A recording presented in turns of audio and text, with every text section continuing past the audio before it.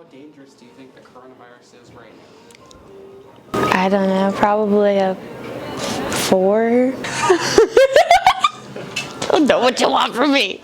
Recently, the coronavirus has become one of the most popular hot topics of 2020 so far. While the buzz about it is thriving, we decided to actually find out what's going on with this virus. To get some top-notch, reliable information, we went to our nearest medical professional. My name is Kimberly Speak, and this is my 5th school year here at Kickapoo.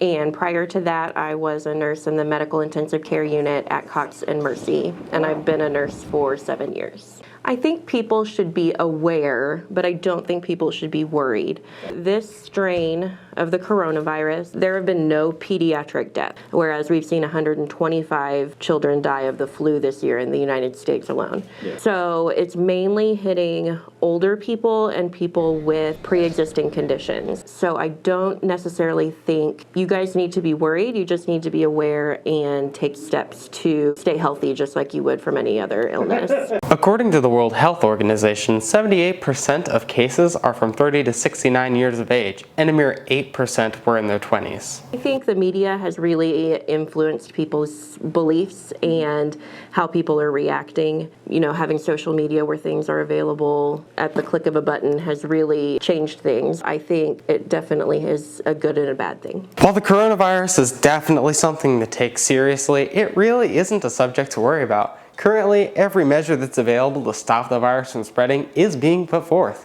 I definitely think it's misleading and over-exaggerated sometimes when, we deal with the flu all the time. I've had it twice this season and I'm still alive. So, wash your hands. Don't touch other people. Don't touch your face and then touch everything else.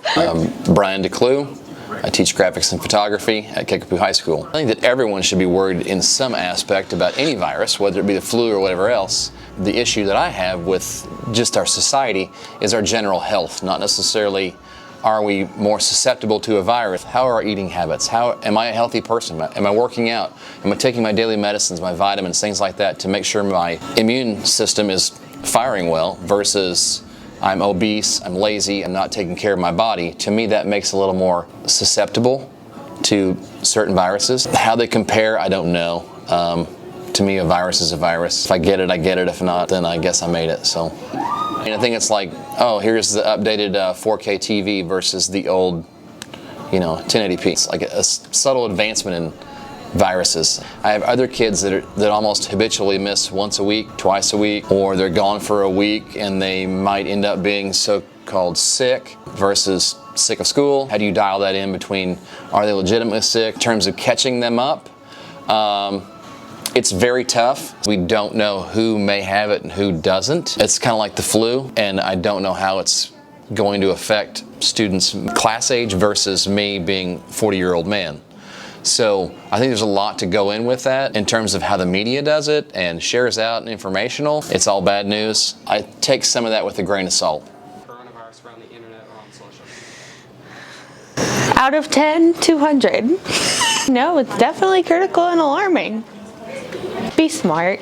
Don't be not smart. While it is important to be knowledgeable about topics like this, it should not be overhyped. For Chief TV, I'm Caelan Baker.